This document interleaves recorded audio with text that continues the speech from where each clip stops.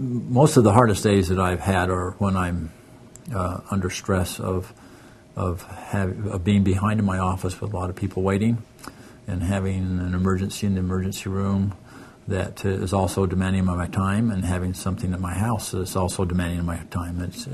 It gets to be a situation where you have to make choices, and sometimes you can become fairly fatigued if I'm up all night dealing with the trauma, and then I have a full 50 patient office, and I have commitments either at home or in church obligations, which I have had the opportunity to participate in.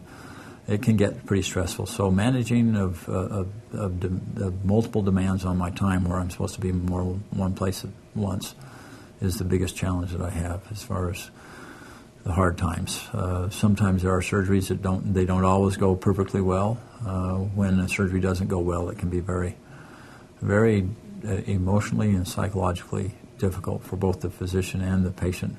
Of course, there have been few, but there are an occasional time when I've lost a patient on the table. It's very, very difficult, and those are sad times.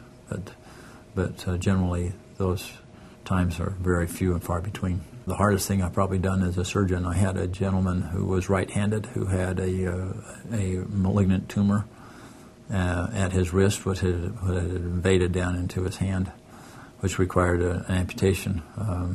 You can imagine what kind of feelings I had as this dominantly right-handed man was put to sleep, and we proceeded to perform an amputation on his dominant arm. That was a difficult thing for me to do.